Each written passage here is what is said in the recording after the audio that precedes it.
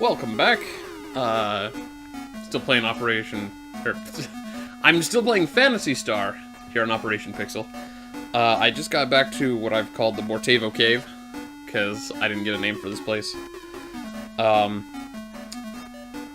So, I think, what I'm going to do is I'm probably not going to grab the treasure chest. If I find one in the dungeon, I'll grab it.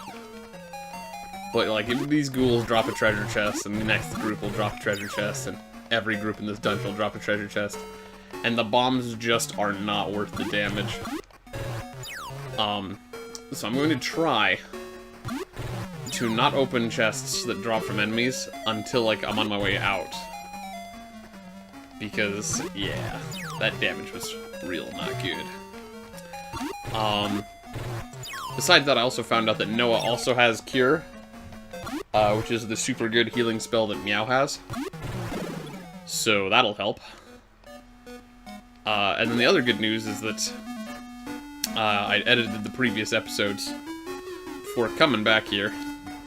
So I just want to check what's up this hallway really quick. Corner.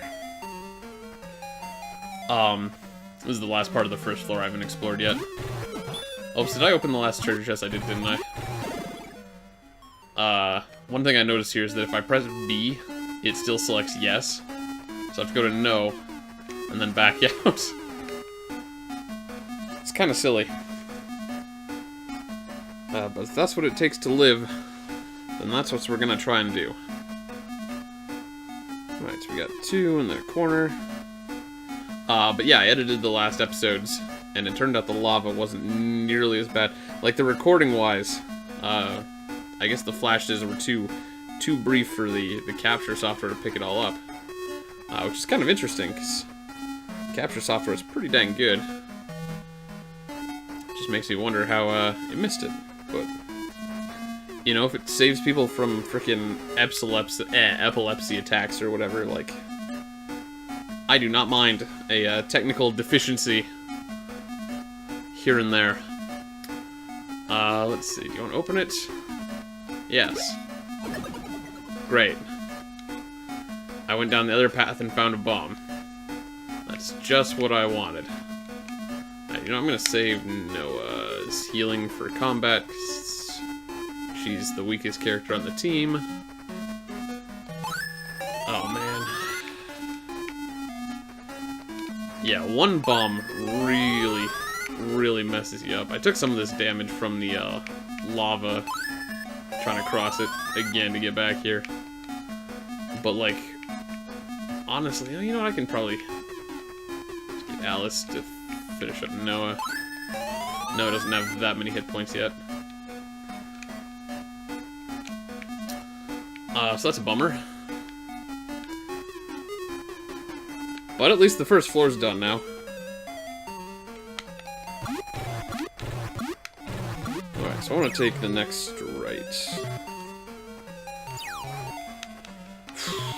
This place has a couple kind of spirally paths. A lot of dead ends. I mean, I guess that's pretty normal for these dungeons. I never actually mapped out the Medusa Cave, which made me think about going back and doing that sometime. Maybe in between episodes at some point. Next time I'm in the neighborhood. I doubt there's any treasure in there that's, like, you know, particularly valuable to me. Let's see. I want to go this way, take the next right. Get out of here, Evil Dead. Wasted my time. No. Let's try to remember to not keep opening chests. It's a lot harder than opening them, but it's gonna be hard because now I'm trying to concentrate on this podcasting function of Operation Pixel, the map drawing function. Also not losing where I am on the map. And then there's friggin' enemies coming at me, slowing me down. And now I also have to be like, no, I don't want your treasure. What if it's a bomb? Alright, so I should be able to get through a plus here, yep. And then just take a right and there's the stairs. Cool. That was a staircase up. Interesting. Okay, so I'm out of the cave. It was an underground passage. Alright, well. I guess I'll save real quick like. So I can just cast Fly to get home. So I'm not gonna worry about saving there. Okay, now where the heck am I?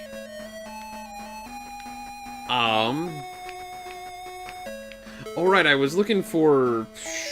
I was trying to remember what my quest was right now. I'm looking for... the robot Hapsby is probably in that town. Bortavo. But to free him from all that junk pile he's in, I need polymetal, which is for sale in Abion. So I'm looking for a town. Presumably that's through here. That's my guess. Just gotta fight an army of elephants. I wonder if there's any chance Abion is, you know, in better shape than the last couple towns, because if there's healing there, I can go ahead and grab some treasure. Not that I need the treasure, but it feels weird not grabbing treasure. It's so weird not grabbing treasure in a freaking RPG game. Though also, it's kind of weird that every single enemy drops treasure. It's a pretty consistent amount, too. Like, I mean, like, what if, like, I don't know, I was trying to think of something common that people don't really mind killing. Like, fruit flies or something. If every fruit fly had a penny. And it's like, there's never a fruit fly that carries 2 pennies. And never a fruit fly that carries no pennies. They just all have 1 penny. That'd probably really screw up the economy. Sure, I'll open it. Okay. I really shouldn't, but it's too tempting. Alright, so we got all these boulders here. I can't walk across boulders.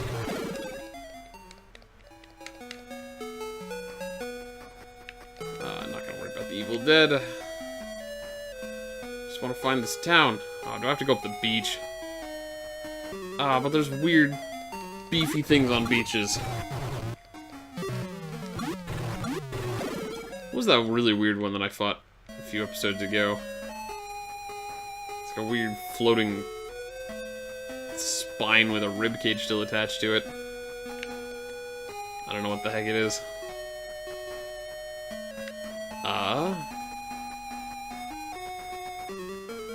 Well, if this gets me continuing the game... I mean, honestly, if this doesn't get me somewhere, I don't know where to go.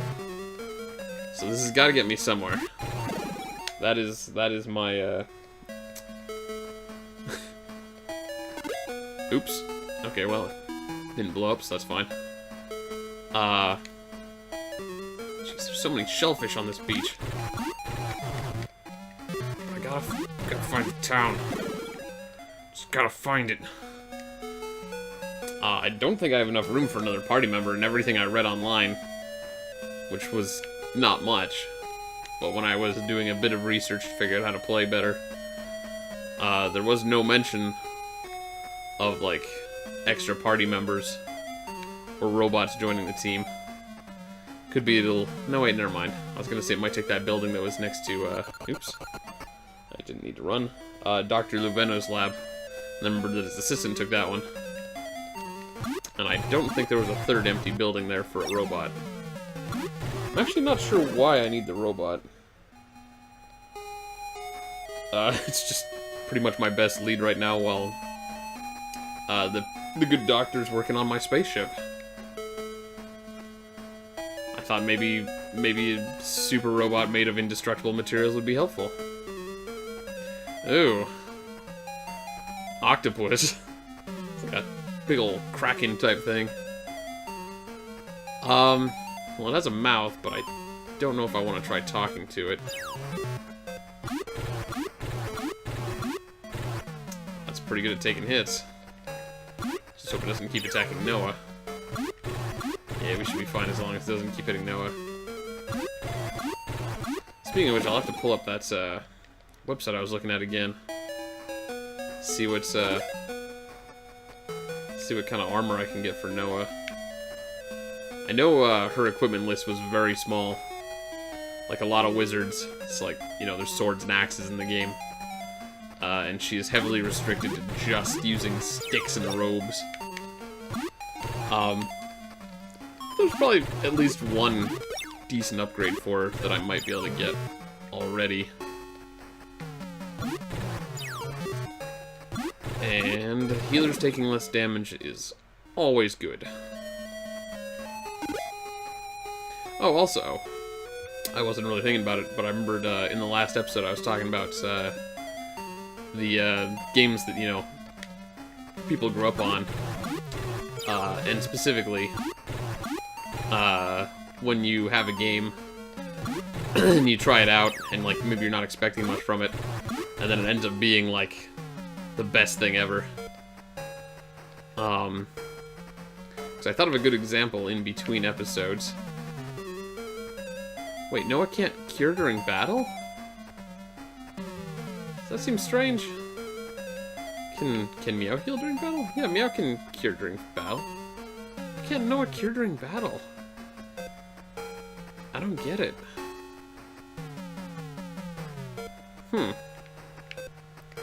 Alright, well, we'll just keep attacking for now and figure that out in a minute.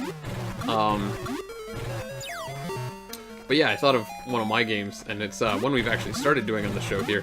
I don't know, I haven't looked that one up specifically. Sorry. To see, like, how many playthroughs there may or may not be on the YouTube.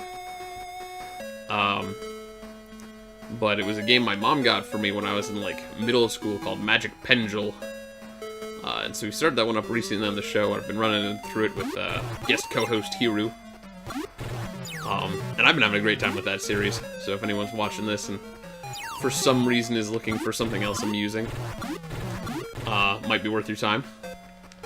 But Magic Pendule, like, it looks so stupid and cartoony and goofy-ish, and, like, I just, like, it claimed, like, you know, you can draw whatever you want and then play with it, and I was like, that's impossible. This is like an old PS2 game that I'd, like, never heard of. And it really looked like a kid's game. And so as this, you know, edgy middle schooler kid who was like, oh, Pokemon isn't cool anymore because I need to be an adult now. I, you know, wasn't really interested, so I put it on my shelf for a long time. And then I decided to give it a try once before taking it into GameStop. And then once I found out what you could actually do, it's like a 3D modeling program in a PS2 game. Let's see, this town is called Lore. Been in decline thanks to the work of Elastic. Okay, well, I found a city called Lore. I'm just gonna write town of Lore through Bueno, or no, it's Bortavo. Bortavo Passage.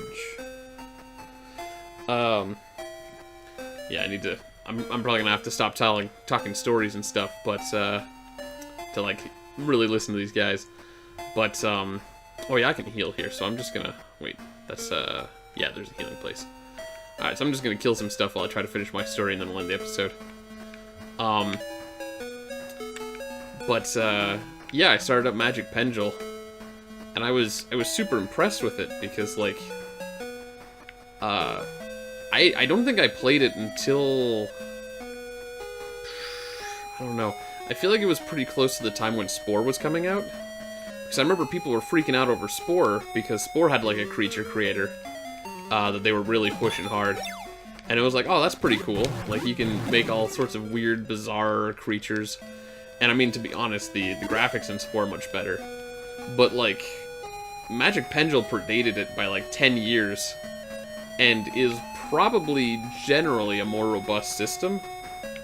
Like, I mean, the Spore had, like, a lot of game modes that things had to be able to, like, apply for.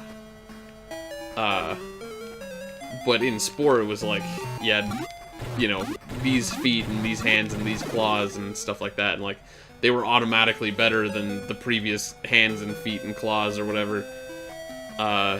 So you were pretty much required to, like, keep upgrading, and then, you know, there was a few special things you could do, a few weird things that made it interesting. But generally speaking, if you wanted, like, I mean, I guess you could just do it purely for the art of it, you know, not worry about the, stats of your alien creatures. But, like, you know, you're only making it harder on yourself if you're like, oh, I'm gonna do art stuff instead of game stuff. But yeah, in Magic Pendule, you could do whatever you wanted. And, like, as long as, like, you know, it met some certain criteria, it worked. Like, you could probably beat the game with something that was just, like, a frickin' circle with, like, dots on it or something. That would not be a problem in Magic Pendule. But yeah. I don't know, I just thought it was really cool because I expected nothing from that game, and it ended up being super cool. So then when I found out there was a sequel to it, I was like, oh, I gotta try this. And the sequel is even better. Though the story is really, really, really, really, really bad. In the sequel. The first one's, like, not an amazing story, but, like, it's like, oh, okay, sure. But the second one is, like, if someone sat down and was like, what's the worst possible storyline we could write for, like, a show for, like, 6-year-olds? So the characters are unlikable and the plot is just, ugh. Just everything about it is not good. But man, the creature creator gameplay elements, freaking great. Alright, I wanted to try Noah's Cure. She can't do it during battle. Okay, so she's really amazing at healing. She just, for some reason, wasn't able to do it during the fight? I'm not sure what's up with that. But in either case, I guess that's mostly what I wanted to say, is just that, like, for me, Magic Pendule and, Graffiti Kingdom are definitely games that I expected very little from, and then they blew me away, and then I found out that basically nobody knows about they exist because everyone was excited about Spore, without realizing that a potentially much superior system of creature creation had existed like a decade earlier. It's kind of a bummer. So raising awareness of things like that, that would be great. Alright, well, you know, I'm sure no one wants to watch me level grind. I didn't really mean to level grind, I just didn't want to take notes while also trying to tell that story. So, we'll come back next time. I'll check out the City of Lore. I'll probably heal up before we come back. And we'll see what's up there. I was actually expecting to find Abion. But I guess I'm gonna have to see what Lore has to offer. But yeah. Cool. Well, I'll see you next time.